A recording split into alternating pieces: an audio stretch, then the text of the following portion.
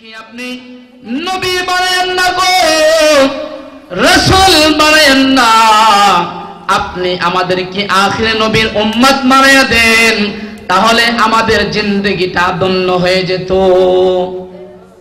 কিন্তু আমি আপনাকে কোন সময় আল্লাহর দরবারে আরজি করেছি যে আল্লাহ আমাদেরকে আখিরে নবীর উম্মত বানান? কোন দিনই দরখাস্ত করি নাই। বিনা দরখাস্তে আল্লাহ আমাদেরকে আখিরে নবীর উম্মত বানিয়েছেন। এই জন্য সকলে জবানটা খুলে প্রাঞ্জল বাঁচিয়ে উচ্চ আওয়াজে বলেন না আলহামদুলিল্লাহ।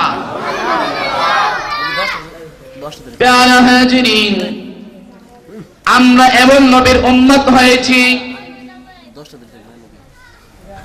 যেই নবীকে শুধু আমরাই ভালোবাসি না, গাছপালাও নবীকে ভালোবাসতেন, গাছপালার কথাও নবীজি শুনতেন। আমরা এমন নবীর উম্মত হতে পেরেছি যেই নবী পাহাড়ের কথাও শুনতেন, যেই নবী পাহাড়ও নবীজিকে ভালোবাসতেন, যেই নবীকে পাহাড় পর্বত তরুণতা যা কিছু আছে সবকিছুই নবীজিকে ভালোবাসতেন। ছোট্ট একটা উদাহরণ দিচ্ছি। আল্লাহ রাসূল সাল্লাল্লাহু আলাইহি ওয়াসাল্লামকে উহুদ পাহাড় ভীষণ ভালোবাসত।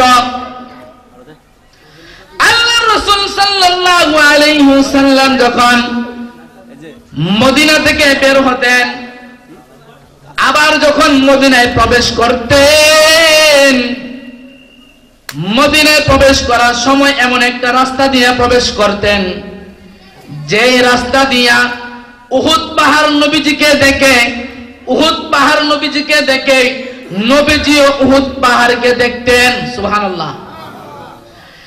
একদিন আপনার আমার হাবিব নবী মুহাম্মদুর রাসূলুল্লাহ সাল্লাল্লাহু আলাইহি ওয়াসাল্লাম মদিনা থেকে সফরে অনেক দূরে চলে গেলেন, কিন্তু বাবাজিরা আসার সময় এমন একটা রাস্তা ধরেছেন গো, যে রাস্তা দিয়ে নবীজি মদিনায় ঢুকবেন, কিন্তু ওই রাস্তা দিয়ে উহুদ পাহাড় নবীজিকে দেখে না, নবীজিও উহুদ পাহাড়কে দেখে নাই।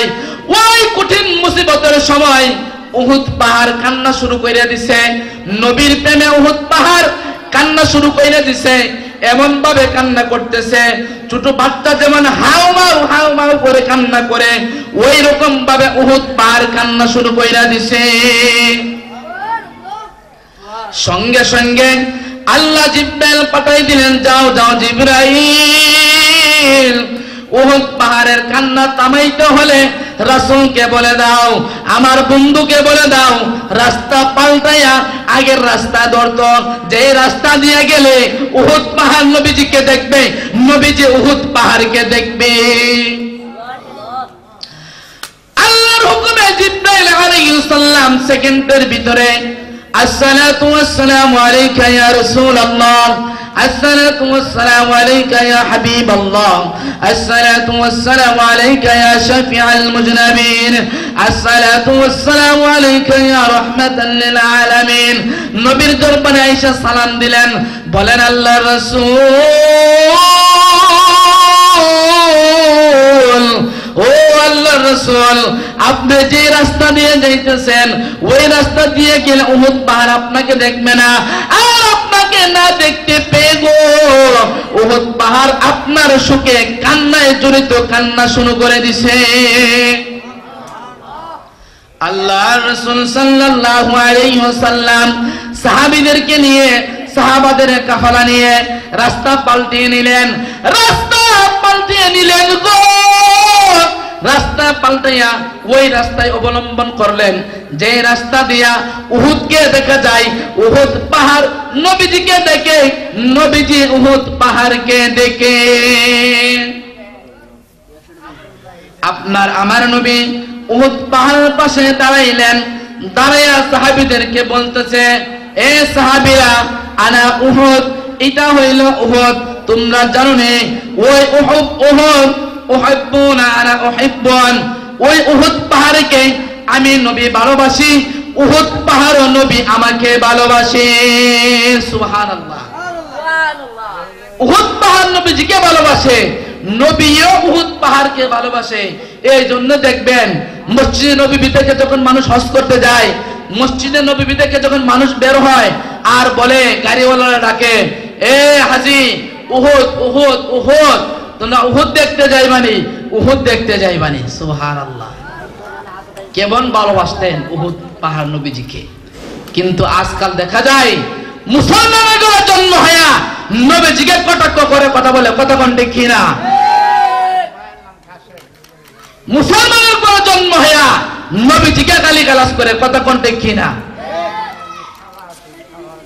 তার এই দাঁত ভাঙা জবাব দেওয়ার জন্য কারা কারা নবীর বিরুদ্ধে, নবীর পক্ষে, সাহাব নবীর পক্ষে, বাতিলদের বিরুদ্ধে লড়াই করতে রাজি আছেন, দুই হাত তুলে দেখিয়ে দেন।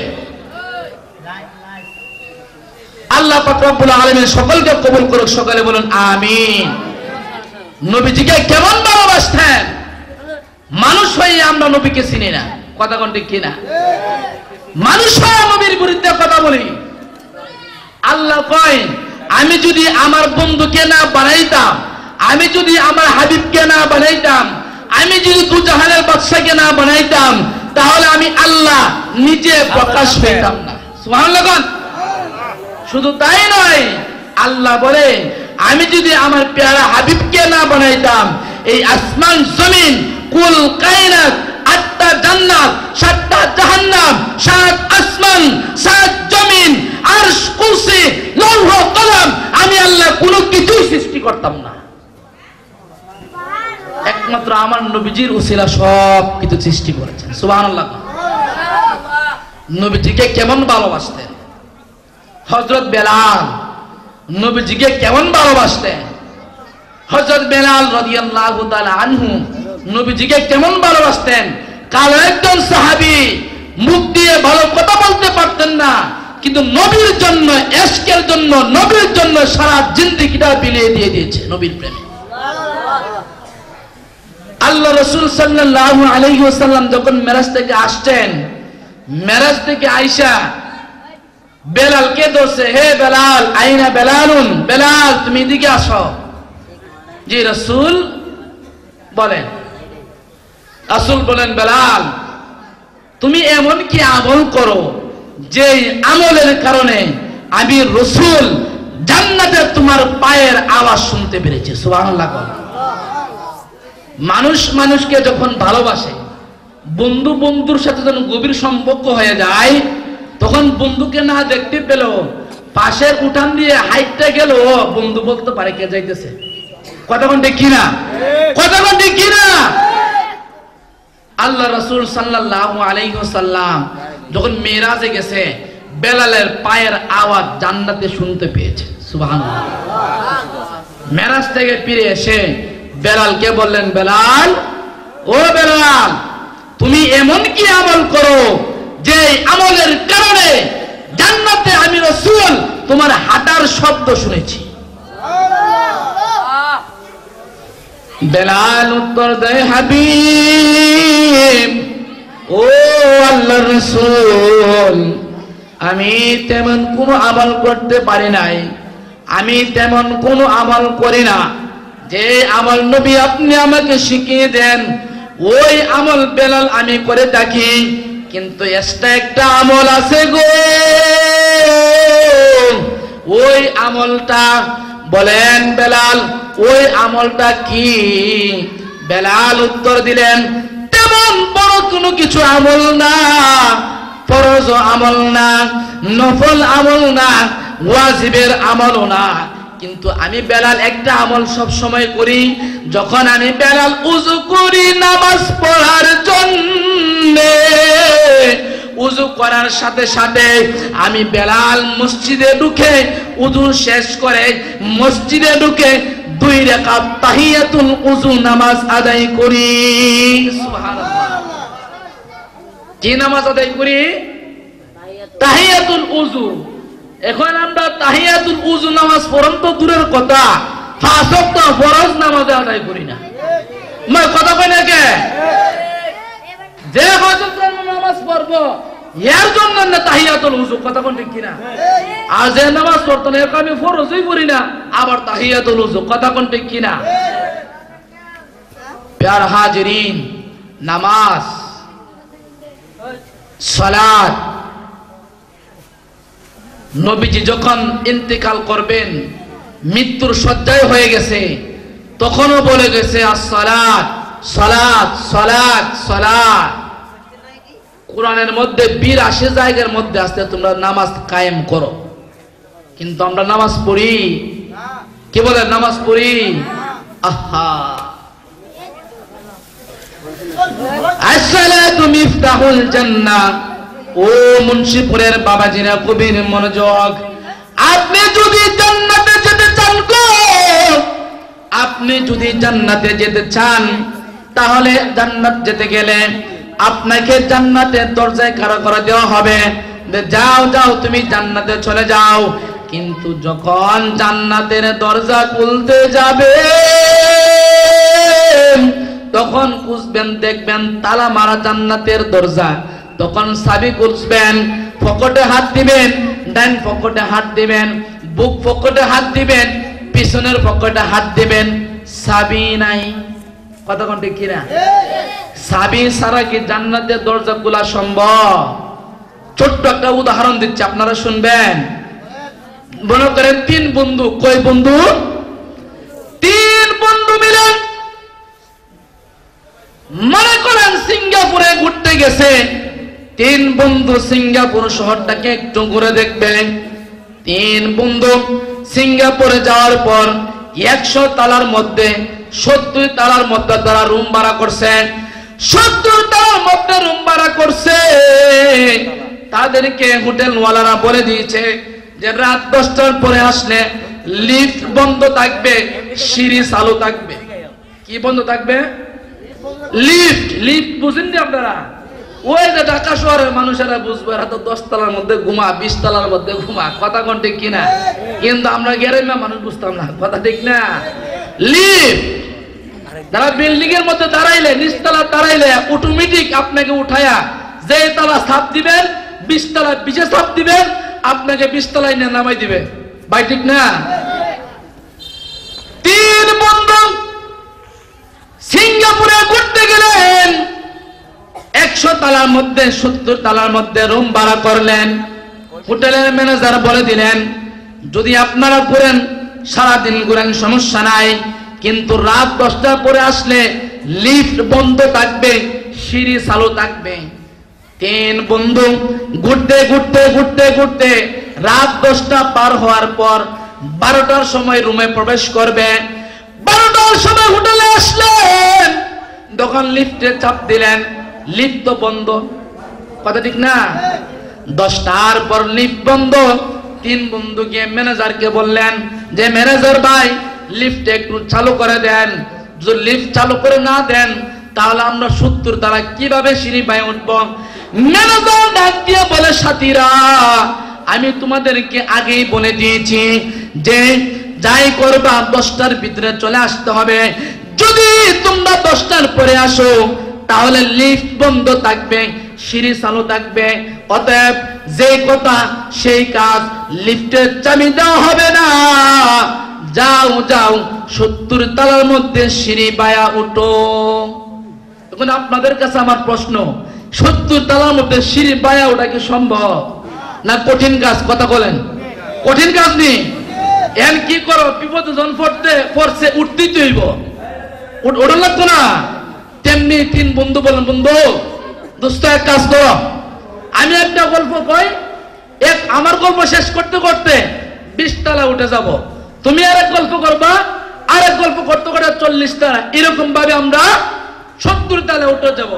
যেরকম কাজ এরকম করব। ঠিক 1 বন্ধু গল্প শুরু করলেন, গল্প করতে করতে করতে 20 তলায় উঠে গেছে, তার গল্প শেষ। দোস্ত তুমি আরেকটা গল্প ধরো। দ্বিতীয় দোস্ত আরেকটা গল্প ধরলেন, ধরতে ধরতে 40 তলা উঠে গেছে। 3 নম্বর দোস্ত বলতে, দোস্ত আমি একটা গল্প ধরি, আমার লাস্ট গল্প এবার গন্তব্যস্থলে। 3 নম্বর বাবা বন্ধু ঠিক একটা গল্প ধরে, লম্বা একটা গল্প। এই লম্বা গল্প একবার 70 তলার মধ্যে পৌঁছে গেছে। 70 তলার মধ্যে পৌঁছে যাওয়ার পর রুম তো তালা মারা, কথা ঠিক না? রুম খুলতে হবে কিনা? দোস্ত চাবি দাও, এই দোস্ত, এই দোস্ত চাবি কই? দোস্ত চাবি তো আনি নাই। কয় হায়, কাজটা করলে কি? চাবি তো আনি নাই। এখন মুন্সিপুরের মানুষ, আপনাদের কাছে আমার প্রশ্ন, আবার নিচতলায় গিয়া চাবি আনা কি সম্ভব? আজ তখন চাবি আনা কি সম্ভব? ঠিক তেমনি ভাবে আপনি যদি নামাজ ছাড়া কবরে যান, জান্নাতের সামনে যেতে পারবেন, কিন্তু চাবির কারণে ঢুকতে পারবেন। বাংলা উদাহরণ বুঝছেন? হ্যাঁ, কথা কয় না, বাংলা উদাহরণ বুঝছেন নি? আব্বা বয়স অনেক হয়ে গেছে, আব্বা বয়স 70 চলে গেছে, 50 পার হয়ে গেছে। আপনি ভাবতেছেন আরো কয়েকদিন পরে মরব। যুবক ভাবতেছে 70 হলে মরব। বৃদ্ধ ভাবতেছে আরো কয়েকদিন পরে মরব। কিশোর ভাবতেছে আমি তো বৃদ্ধ হলে মরব। কিন্তু না আব্বা, আসার সিরিয়াল আছে, আসার সিরিয়াল আছে, যাওয়ার কোন সিরিয়াল, কথা কয় না, যাওয়ার কোন সিরিয়াল নাই। গেছে কালকের ঘটনা, আমাদের হবিগঞ্জের যুবক, কালকে তার বিবাহ, 21 তারিখ শুক্রবার তার বিবাহ। মোটর সাইকেল নিয়ে গেছে, কালকে বাজার করতে গেছে, রাস্তার মধ্যে অ্যাক্সিডেন্ট করে জীবন শেষ। এখন আপনাদের কাছে আমার প্রশ্ন, সে কি মরার কথা ছিল না আগামীকাল শুক্রবার তার বিয়ে করার কথা ছিল? কি এর কথা ছিল? বিবাহ করার কথা ছিল। কিন্তু না, আল্লাহ কয় তোমার সময় শেষ। কুল্লু নাফসিন যায়কাতুল মাউত, আজরাইল হাজির। সে কি জানতো সে মারা যাবে? কেউ জানে না। আমার বাবা না আসলে, আমার দাদা না আসলে, আমার বাবা আসতো না। আমার বাবা না আসলে আমি মুজাম্মিল হক আজিজি আসতাম না, কথা কোন ঠিক কিনা? কিন্তু যাওয়ার কোন সিরিয়াল আছে? আব্বা না। আমার দাদুর আগে দাদুর মেয়ে মারা গেছে, মেয়ের জামাতা মারা গেছে, কিন্তু দাদু 2020 সালে ইন্তিকাল করছে, প্রায় 120 বছর বয়সে। কিন্তু দাদুর 2 মেয়ে মারা গেছে, 2 মেয়ের জামাতাও মারা গেছে, নাতির ঘরের ফুতিও মারা গেছে, দাদু মরে নাই। তাহলে কি বুঝলেন? আসার সিরিয়াল আছে, যাওয়ার কোন সিরিয়াল? এখনো সময় আছে, নামাজ ধরে নাও। কারণ আল্লাহ বলে দিয়েছেন, হাদিসের মধ্যে চলে আসছে, সামনেও বিচার করবেন না, বৃদ্ধ বয়সও বিচার করবেন না, বিচার করবেন যৌবন বয়সের। এমন একটা বয়স, এমন একটা বয়স, যুবক বয়সে টেনশন মানুষের, যুবকদের বেড়ে যায়। কি করবে, কি করলে সংসার চলবে, কি করলে টাকা উৎপন্ন হবে, কি করলে কি করা যাবে। যুবকরা টাকার জন্য পাগল হয়ে যায়, কিন্তু যুবকেরা আল্লাহকে পাওয়ার জন্য পাগল হয় না। আমরা বৃদ্ধ বাবারাও এমন হয়ে গেছি, ছেলেকে কিভাবে এস্টাবলিশ করা যাবে, ছেলেকে কিভাবে বাসা কিনে দেওয়া যাবে, ছেলেকে কিভাবে বিদেশ পাঠানো যাবে, ছেলেকে কিভাবে আমেরিকা পাঠানো যাবে, ছেলেকে কিভাবে বাড়ি বানানো দিয়ে যাবে, ছেলেকে কিভাবে একটা ঘর বানানো দিয়ে যাবে, ছেলেকে কিভাবে একটা জায়গা কিনে দিয়ে যাবে, সেই নিয়ে বাবা ব্যস্ত। কিন্তু বাবা বলে না যে আব্বা কিন্তু নামাজে যাও, কথা কোন ঠিক কিনা? বর্তমান মা বাবারা সন্তান স্কুলে না গেলে বেতের আঘাত করে, সন্তান স্কুলে না গেলে টাকা দেয়, আব্বা নাও 20 টাকা স্কুলে যাও, তারপরেও তুমি স্কুলে যাও। কিন্তু সন্তান দেখা গেছে টাকা লোভে হলে স্কুলে যাই, কথা কোন ঠিক কিনা? কিন্তু কোনো বাবা বলে না, কোনো আব্বা বলে না যে বাবা নাও 20 টাকা নাও, জুফরের নামাজটা আদায় করে আসো। বলছেন আজ পর্যন্ত? বলছেন না? বলেন না। আব্বা আপনাকে হিসাব দিতে হবে, সন্তানকে কেন নামাজের তাকিদ দেন নাই? আল্লাহ রাসূল বলেন 7 বছর থেকে নামাজের তাকিদ দাও, 10 বছরের পরে যদি নামাজে না যেতে চাই তাহলে তাকে বেতের আঘাত করো। কিসের আঘাত করো?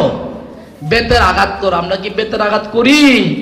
স্কুলে যাওয়ার জন্য বেতের আঘাত করি, কথা কোন ঠিক কিনা? কিন্ডারগার্টেনে যাওয়ার জন্য বেতের আঘাত করি, ইংলিশ মিডিয়ামে যাওয়ার জন্য বেতের আঘাত করি, বাংলা মিডিয়ামে যাওয়ার জন্য বেতের আঘাত করি, কিন্তু একদিনও নামাজের জন্য ছেলেকে বেতের আঘাত করি নাই। হিসাব দিতে হবে আব্বা। প্যারে হাজিরিন গভীর মনোযোগ, হযরত বেলাল রাদিয়াল্লাহু তাআলা আনহু নবীজিকে কেমন ভালোবাসতেন। আল্লাহ রাসূল সাল্লাল্লাহু আলাইহি ওয়াসাল্লাম যখন ইন্তেকাল করে নিলেন, দুনিয়ার জমিন থেকে যখন পর্দা করে নিলেন, তখন হযরত বেলাল রাদিয়াল্লাহু তাআলা আনহু নবীর সুখে কাতর হইয়া, নবীর প্রেমে পাগল হইয়া, আমরা তো নবীর প্রেমে মদিনায় যাই, আমরা তো নবীর প্রেমে মক্কায় যাই, কথা কোন ঠিক কিনা? কিন্তু বেলাল রাদিয়াল্লাহু তাআলা আনহু নবীজিকে এমন ভালোবাসতেন গো, নবীজিকে এমন ভালোবাসতেন, হযরত বেলাল রাদিয়াল্লাহু তাআলা আনহু নবীর ভালোবাসা সইতে না পেরে, নবীর মহব্বত ভালোবাসা সইতে না পেরে বেলাল রাদিয়াল্লাহু তাআলা আনহু রাসূল সাল্লাল্লাহু আলাইহি ওয়াসাল্লাম ইন্তেকালের পর ছোট্ট একটা গাঠুরি বাঁধলেন। গাঠুরি বাইরা হযরত আবু বকর সিদ্দিক রাদিয়াল্লাহু তাআলা আনহু দরজায় হাজির হলেন, গিয়ে টক টক করে আওয়াজ করলেন। হযরত আবু বকর সিদ্দিক রাদিয়াল্লাহু তাআলা আনহু দরজা খুললেন, খুলে দেখতেছেন বেলাল রাদিয়াল্লাহু তাআলা আনহু ছোট্ট একটা গাঠুরি বেঁধে কোথায় চলে যাচ্ছে। হযরত আবু বকর সিদ্দিক রাদিয়াল্লাহু তাআলা আনহু বলেন, ও বেলাল তুমি কোথায় যাও, কোথায় যাও, নবীকে ফেলে কোথায় যাও? হযরত বেলাল রাদিয়াল্লাহু তাআলা আনহু বলেন, ও আবু বকর তোমরা তো নবীর ভালোবাসা সইতে পারো, তোমরা তো নবীর চলে যাওয়া সইতে পারো, আমি বেলাল সইতে পারি না, সইতে পারি না। এই জন্য আমি সিদ্ধান্ত নিয়েছি, আমি বেলাল আর মদিনায় থাকবো না, আমি বেলাল নবীর রওজা থেকে সহ্য করতে পারি না, এই জন্য আমি বেলাল অনেক দূরে চলে যাব। ঠিক হযরত আবু বকর সিদ্দিক রাদিয়াল্লাহু তাআলা আনহু বলেন, বেলাল তুমি কি নবীকে একাই ভালোবাসো, আমরা কি ভালোবাসি না? বেলাল বলেন, তোমরা ভালোবাসা সইতে পারো, কিন্তু আমি নবী চলে যাওয়ার ভালোবাসা সইতে পারি না। সুবহানাল্লাহ। ঠিক বেলাল রাদিয়াল্লাহু তাআলা আনহু ছোট্ট একটা গাঠুরি বেঁধে মাথায় নিয়ে রওনা হয়ে গেলেন। যাইতে যাইতে সিরিয়া জমিনে চলে গেলেন, অন্য এক দেশে চলে গেলেন, প্রায় 6 মাসের রাস্তা।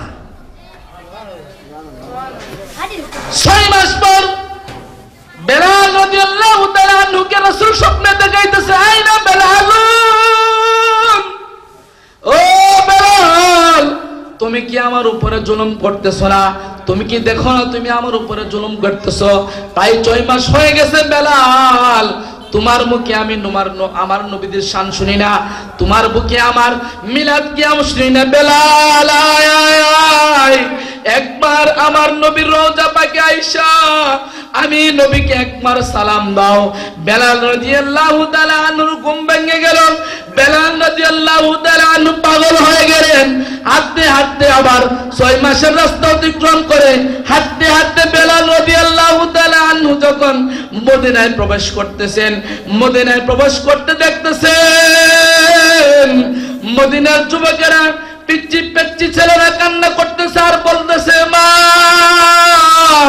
ওই যে দেখো না বেলাল রাদিয়াল্লাহু তাআলা আনহু মসজিদে নববীর গেটে প্রবেশ করতেছে, তাহলে আজকে বেলাল আযান দিবে আর তারপরে আমি নবী ইমামতি করবে। সুবহানাল্লাহ। বেলাল রাদিয়াল্লাহু তাআলা আনহু বসলেন, নবীর রওজা পাকে বৈশা সালাম দিচ্ছেন, দুরূদ শরীফ পড়তেছেন। সব সাহাবীরা একত্রিত হয়ে গেলেন, যে বেলাল আজ তুমি এশারের আযান দিবে, আজ তুমি ফজরের আযান দিবে, আজকে তোমার আযান আমরা শুনবো। অনেক দিন হয়ে গেছে বেলাল তোমার আযান আমরা শুনি না, আজ তুমি আযান দিবে। হযরত বেলাল রাদিয়াল্লাহু তাআলা আনহু ডাক দিয়ে বলে, ওরে সাহাবীরা আমি বেলাল যদি আযান দেই, আমি আযানের পরে কি নবী আয়েশা নামাজ পড়াইবিনি? সুবহানাল্লাহ। বেলাল বলে, ওরে সাহাবীরা যদি নবী আয়েশা নামাজ পড়ায় তাহলে আমি বেলাল আযান দিব। একে একে সব সাহাবী বললেন, বেলাল আযান দাও, আযান দাও। কিন্তু না না না, বেলাল আজান দিল না।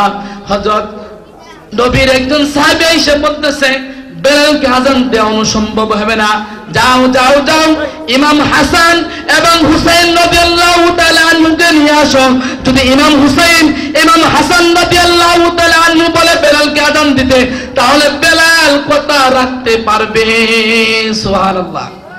ঠিক যেমন কাজ হযরত হাসান এবং হুসাইন রাদিয়াল্লাহু তাআলা আনহু, হযরত বেলাল রাদিয়াল্লাহু তাআলা আনহু দুই বগলের পাশে এসে বলতেছে, বেলাল অনেক দিন হয়ে গেছে তোমার মুখে আজান শুনি না, আজকে তুমি একটু আজান দাও। বেলাল রাদিয়াল্লাহু তাআলা আনহু হাসান হুসাইনের দিকে তাকাইয়া কথা ফেলতে পারেন নাই। এই জন্য কথা ফেলতে পারেন নাই, হাসান হুসাইনের চেহারার মধ্যে নবীজির চেহারা সব সময় ভাসতেন। সুবহানাল্লাহ। হাসান হুসাইন রাদিয়াল্লাহু তাআলা আনহুর চেহারার গঠনটা এমন ছিলেন, হুবহুব নবীর মতো চেহারা ছিলেন। সুবহানাল্লাহ। এমন সন্তান হয় না বাবার মতো চেহারা, হয় কি না? হাসান এবং হুসাইনের চেহারা কাটিং ছিল নবীজির মতো। হাসান হুসাইন যখন বেলালকে বললেন, বেলাল আজান দাও, বেলাল আজান দাও, বেলাল উঠে মসজিদের মিম্বরের মধ্যে দাঁড়াইয়া আজান দেওয়া শুরু করলেন। আজান দিতে দিতে যখন আশহাদু আন্না মুহাম্মাদুর রাসূলুল্লাহ বলে, আশহাদু আন্না বলতে দেরি বেলালের মধ্যে নবীর ভালোবাসা যাত্রা উঠে কান্না করে জমিনে পড়ে যায়, আবার চেষ্টা করে আবার কান্না করে জমিনে পড়ে যায়। যখন আসসালাতু খায়রুম মিনান নাওম পর্যন্ত চলে গেছে, বেলাল রাদিয়াল্লাহু তাআলা আনহু অসুস্থ হয়ে জমিনে পড়ে গেছেন। কয়েকদিন পরে বেলাল রাদিয়াল্লাহু তাআলা আনহু নবীর প্রেমে ভালোবাসতে বাসতে কয়েকদিন পরে, সপ্তাহখানেক পরে বেলাল রাদিয়াল্লাহু তাআলা আনহু জমিন থেকে বিদায় নিয়ে নেন। সবাই বলেন ইন্না লিল্লাহি ওয়া ইন্না ইলাইহি রাজিউন। নবীজিকে কেমন ভালোবাসতেন আর আমরা কেমন ভালোবাসি। নবীজি বলে গেছেন, তোমরা সুদ খাও না, সুদের ধারেও যাও না। কিন্তু দেখা যায় আমরা সুদের আগে আগে থাকি, কথা কই না, ঠিক কিনা? আল্লাহ কয় কোরআনের মধ্যে, ওয়া আহাল্লাল্লাহুল বাইআ ওয়া হারামার রিবা, সুদকে হারাম করেছি, ব্যবসাকে হালাল করেছি, কথা কোন ঠিক কিনা? কিন্তু দেখা গেছে আমরা প্রতি সেকেন্ডে প্রতি কাইকে কাইকে সুদের সাথে জড়িত, কথা কোন ঠিক কিনা? একটু জিকির করুন, আল্লাহুম্মা সাল্লি আলা সাইয়্যিদিনা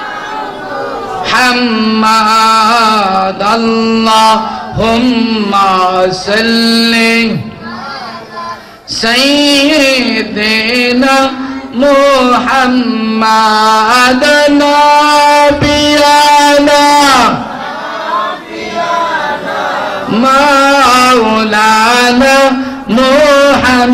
মুহাম্মাদ, আল্লাহুম্মা সাল্লি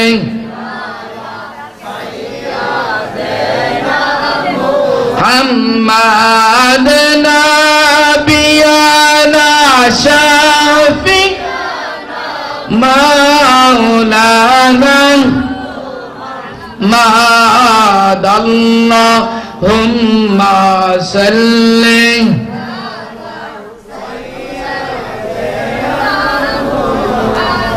লা ইলাহা ইল্লাল্লাহু মুহাম্মাদুর রাসূলুল্লাহ। ইসমে জাতের জিকির করি, আল্লাহ আল্লাহ আল্লাহ আল্লাহ আল্লাহ আল্লাহ। জবান খুলেন সবাই, জবান খুলেন সবাই। আল্লাহ আল্লাহ আল্লাহ আল্লাহ আল্লাহ আল্লাহ আল্লাহ আল্লাহ আল্লাহ আল্লাহ আল্লাহ আল্লাহ আল্লাহ। সবাই সবাই আল্লাহ আল্লাহ আল্লাহ। লা ইলাহা ইল্লাল্লাহ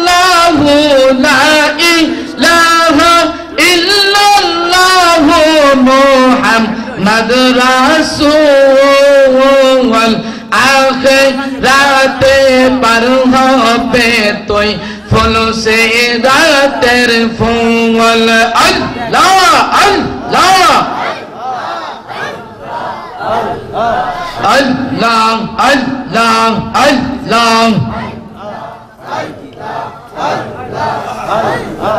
আল্লাহ আল্লাহ আল্লাহ লা ইলাহা ইল্লাল্লাহ লা ইলাহা ইল্লাল্লাহ মুহাম্মাদুর রাসূল আখিরাতে পার হবে তুই ফুল সে রাতের ফুল মাশাআল্লাহ আল্লাহ আল্লাহ আল্লাহ আল্লাহ আল্লাহ আল্লাহ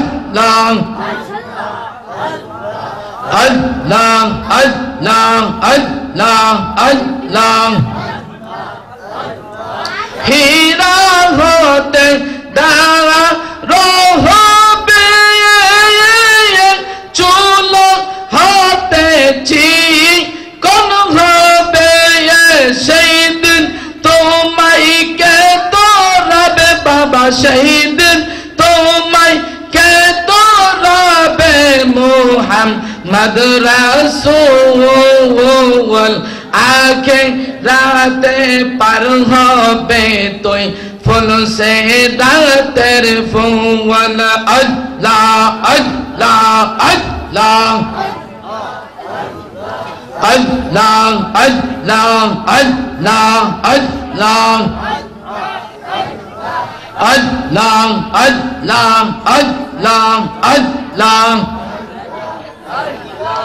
আল্লাহ আল্লাহ আল্লাহ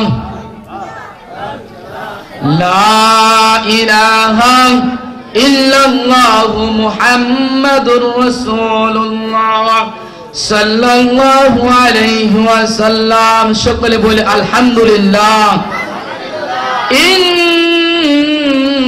ইন্নাল্লাহা আলা কুল্লি শাইইন কাদির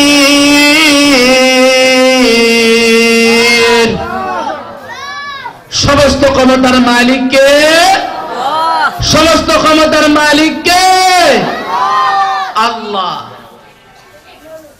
আল্লাহর উপরে কোন ক্ষমতা দরবিক কি আছে নাই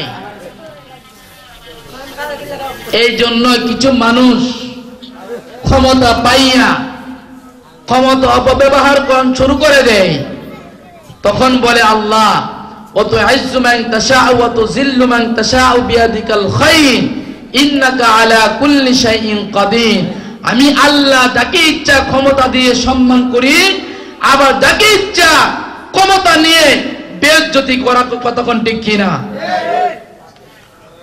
এই জন্য বাবাজিরা ক্ষমতা পাইয়া পাগল হতে নাই কতক্ষণ ঠিক কিনা কারণ যিনি ক্ষমতা দেওয়ার মালিক তিনি আবার ক্ষমতা নেনেওয়ালা মালিক কতক্ষণ ঠিক কিনা প্যার হাজিরিন আমরা ইসলাম পেলাম কার জন্য ইসলাম পেলাম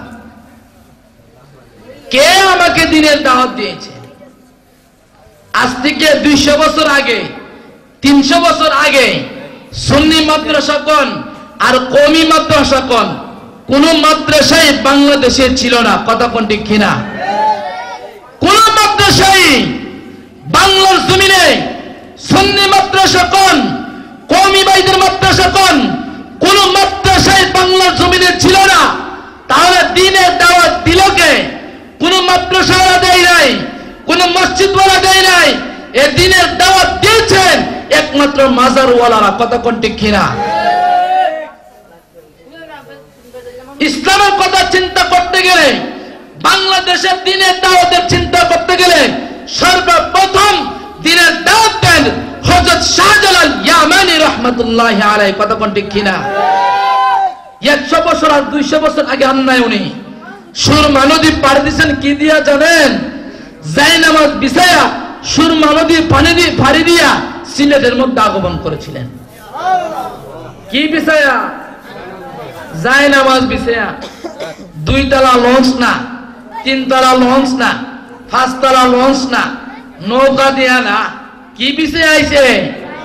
যায় নামাজ বিছাই আইছে। পাওয়ার কার? পাওয়ার দিয়েছেন কে? আল্লাহ। হযরত শাহজালাল ইয়ামানি রাহমাতুল্লাহি আলাইহি এখন আসেন নাই, আজ থেকে ইতিহাস ঘাটলে দেখা যায় 700 বছর আগে হযরত শাহজালাল ইয়ামানি রাহমাতুল্লাহি আলাইহি সিলেটের জমিনে আগমন করেছেন। কথা কোন ঠিক কিনা? দিন ইসলাম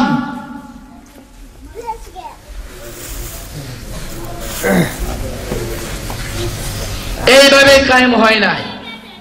যুগে যুগে আল্লাহর ওয়ালিরা দ্বীনের দাওয়াত দিয়েছেন, এইভাবে আমরা ইসলাম পেয়েছি। কথা কোন ঠিক কিনা? যদি হযরত শাহজালাল ইয়ামানি রাহমাতুল্লাহি আলাইহিকে যদি অস্বীকার করি তাহলে আমরা মুসলমানই না। যে শাহজালাল আইসা আমাদেরকে মুসলমান বানাইছে, আমাদের বাপ দাদা আগে যারা ছিল তাদেরকে। কথা কোন ঠিক কিনা? আল্লাহ পাক রব্বুল আলামিন সকলকে বোঝার তৌফিক দান করুক। সকলে বলুন আমিন। প্যারা হাজিরিন, সময় বেশি নষ্ট করব না গো। আল্লাহ রাসূল সাল্লাল্লাহু আলাইহি ওয়াসাল্লামকে মানুষ ভালোবাসতেন তাই না, রাসূল সাল্লাল্লাহু আলাইহি ওয়াসাল্লামের প্রেমে একটা মৃত গাছ রাসূল সাল্লাল্লাহু আলাইহি ওয়াসাল্লামের প্রেমে পড়ে হাউ মাউ করে কান্না করে দিয়েছেন। সুবহানাল্লাহ। আল্লাহ রাসূল সাল্লাল্লাহু আলাইহি ওয়াসাল্লাম যখন মসজিদে নববীর মধ্যে খুতবা দিতেন, মসজিদে নববীর মধ্যে একটা খেজুর ছিল, একটা খেজুর গাছ ছিল, মৃত একটা খেজুরের গাছ ছিল। আল্লাহ রাসূল সাল্লাল্লাহু আলাইহি ওয়াসাল্লাম এই খেজুরের গাছের মধ্যে হেলান দিয়া সব সময় খুতবা প্রদান করতেন। কিন্তু এক আল্লাহর নবীর একজন সাহাবী আয়েশা বলতেছেন, আল্লাহর রাসূল, আমার একজন দাসী আছে, আমার একজন দাস আছে, সে খুব সুন্দর মিস্ত্রি, সে খুব কাঠের যন্ত্র দিয়ে কাঠ দিয়ে সুন্দর আসবাবপত্র তৈরি করেন। ওগো আল্লাহর হাবিব, আমার একজন দাস আছে, আপনাকে সুন্দর একটা মিম্বর বানিয়ে দিবেন। যদি আপনি ইজাজত দেন তাহলে আমি দাসকে অনুমতি দিব, দাস আপনার জন্য মিম্বর বানিয়ে আনবেন। আল্লাহ রাসূল সাল্লাল্লাহু আলাইহি ওয়াসাল্লাম ইজাজত দিলেন। কিছুদিন পর ওই সাহাবীর দাস একটা সুন্দর একটা কাঠের তৈরি মিম্বর বানিয়ে আনলেন। যেই জায়গার মধ্যে রাসূল সাল্লাল্লাহু আলাইহি ওয়াসাল্লাম খেজুর গাছের মধ্যে হেলান দিয়ে খুতবা দিতেন, ওই খেজুর গাছের পরিবর্তে মিম্বর আয়েশা আইনা বসাই দিছে। রাসূল সাল্লাল্লাহু আলাইহি ওয়াসাল্লাম যখন মিম্বরের মধ্যে উঠবে খুতবা প্রদান করবে, ওই সময় দেখা যায় পিছন থেকে মিম্বরের পিছ থেকে কে জানি হাউমাউ করে কান্না করতেছেন। অনেক রাতে পাওয়া যায় রাসূল সাল্লাল্লাহু আলাইহি ওয়াসাল্লাম খেজুর গাছে হেলান দিয়ে শুনতে চেষ্টা করতেছেন কে কান্না করে। আরেক রাতে পাওয়া যায় রাসূল সাল্লাল্লাহু আলাইহি ওয়াসাল্লাম খেজুর গাছকে ইশারা করে ডাকলেন, এই খেজুর গাছ এদিকে আসো। আরেক রাতে আছে রাসূল সাল্লাল্লাহু আলাইহি ওয়াসাল্লাম মিম্বরে না বসে দৌড়াইয়া খেজুর গাছের মধ্যে চলে গেলেন। খেজুর গাছটার মধ্যে গিয়া রাসূল সাল্লাল্লাহু আলাইহি ওয়াসাল্লাম দুনিয়ার বুকে যখন মানুষ তখন মেয়েরা যখন মা পোলারা যখন বাচ্চা জন্ম দেয়, বাচ্চা যখন হাউমাউ করে কান্না করে, মারা গিয়ে বাচ্চাকে বুকে আগলে ধরে যতক্ষণ পর্যন্ত বাচ্চা না কান্না থামায় ততক্ষণ পর্যন্ত মা বাচ্চাকে বুকে আগলে রেখে দেয়। ঠিক তেমনি ভাবে আল্লাহ রাসূল সাল্লাল্লাহু আলাইহি ওয়াসাল্লাম খেজুর গাছের কাছে গেলেন, গিয়ে খেজুর গাছটাকে বাচ্চাদের মতো এইরকম ভাবে জাপড়ায়া ধরলেন। জাপড়ায়া বলতেছে, হে খেজুর গাছ তুমি কেন কান্না করো? খেজুর গাছ উত্তর দেয়, ওগো আল্লাহর রাসূল আমি এই কারণে কান্না করতেছি, ওগো আল্লাহর হাবিব আমি এই কারণে কান্না করতেছি, আমি খেজুর গাছ যেহেতু মিম্বর চলে আসছে, তাহলে তো আল্লাহর রাসূল আপনি আমাকে আর ইউজ করবেন না, আপনি আমাকে আর ব্যবহার করবেন না, ওই কারণে আমি খেজুর গাছ হাউমাউ করে কান্না করতেছি। আল্লাহর রাসূল সাল্লাল্লাহু আলাইহি ওয়াসাল্লাম বলেন, ওই খেজুর গাছ আজ থেকে আমি রাসূল দোয়া করে দিয়ে গেলাম, কিয়ামত পর্যন্ত তুমি মসজিদে নববীর এক কোণায় দাঁড়িয়ে থাকবা, মৌসুমে একবার ফল দিবা না, মৌসুমে তুমি 3 বার ফল দিবা, আর আমার উম্মত খাবে, আর তুমি খেজুর গাছের জন্য দোয়া করবে। সুবহানাল্লাহ। হে রাসূল তোমায় ভালোবাসি অন্তরে শুধু মুখে নয়, জান্নাতের আশা নয় হে রাসূল, জাহান্নাম কেও ধরি না হে রাসূল তোমায় অন্তরে শুধু মুখে নয়, জান্নাতের আশা নয় হে রাসূল, জাহান্নাম কেও ধরি না, জান্নাতের আশা নয় হে রাসূল, জাহান্নাম কেও ধরি না। তোমায় পাওয়ার আশায় মন ছুটে যায় মদিনায়,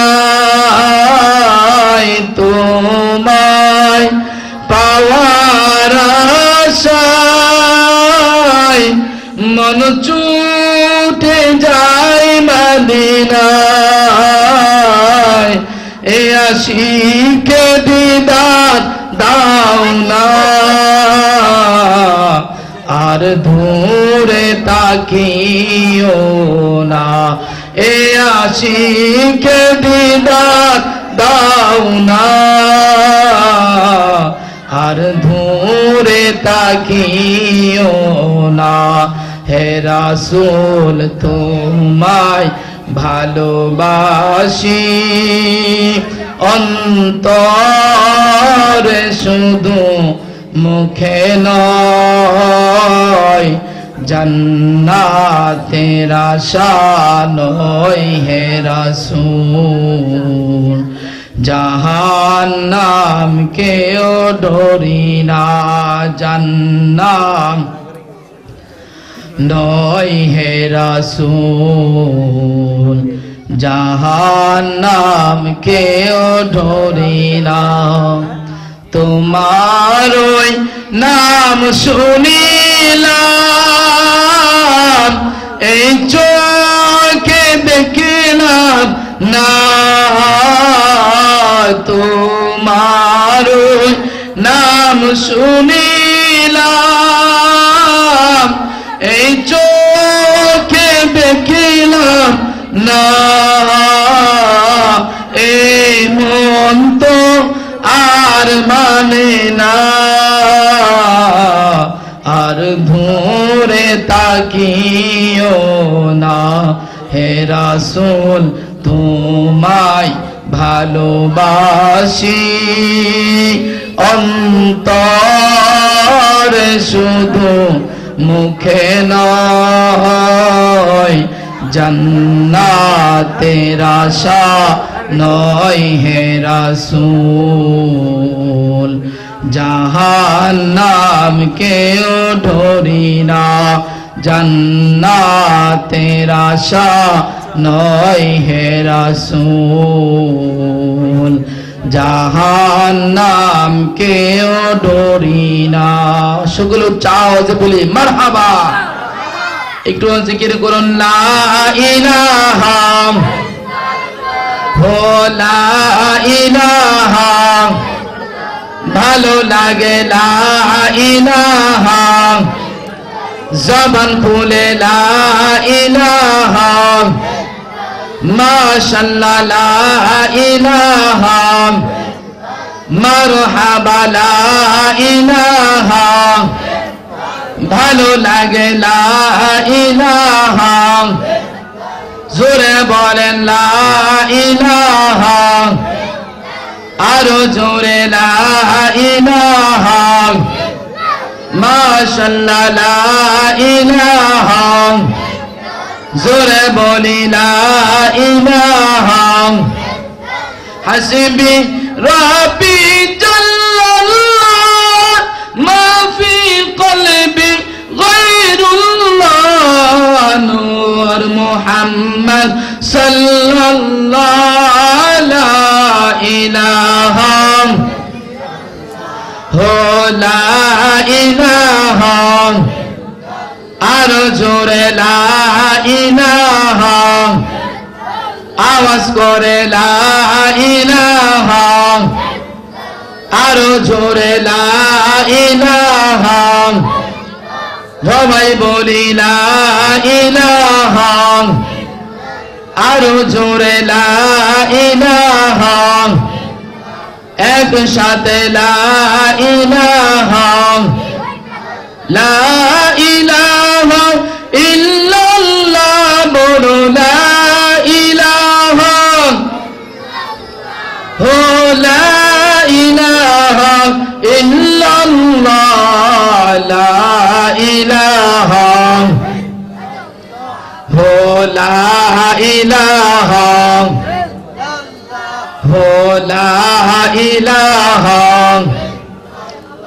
হো লা ইলাহা, সবাই বলি লা ইলাহা, মাশাআল্লাহ লা ইলাহা, ভালো লাগে লা ইলাহা, হায়াতের মালিক যে আল্লাহ, পরহাতের যে আল্লাহ, মৌতের মালিক সেই আল্লাহ, লা ইলাহা, সবাই বলি লা ইলাহা, জবান খুলে লা ইলাহা, আরো জোরে লা ইলাহা, লা ইলাহা ইল্লাল্লাহু মুহাম্মাদুর রাসূলুল্লাহ সাল্লাল্লাহু আলাইহি ওয়াসাল্লাম। প্যারা হাজিরিন, আল্লাহ রাসূল সাল্লাল্লাহু আলাইহি ওয়াসাল্লাম বলেন, মানুষের অন্তরের মধ্যে একটা কলব আছে, ওই কলবটা যখন ময়লা হয়ে যায়, ওই কলবের মধ্যে যখন আবর্জনায় ধরে যায়, তখন আল্লাহ রাসূল সাল্লাল্লাহু আলাইহি ওয়াসাল্লাম বলেন, ওই কলবের ময়লা যদি তোমরা পরিষ্কার করতে চাও, তাহলে সব সময় এক আল্লাহর জিকিরে মগ্ন হয়ে যাও, তাহলে তোমার কলব আমার আল্লাহ পরিষ্কার করে দিবে। সুবহানাল্লাহ। আল্লাহ পাক রব্বুল আলামিন যতটুকু কথা বলেছি আমাকে এবং আপনাকে আমল করার তৌফিক দান করুন। সকলে বলুন আমিন। আসসালামু আলাইকুম।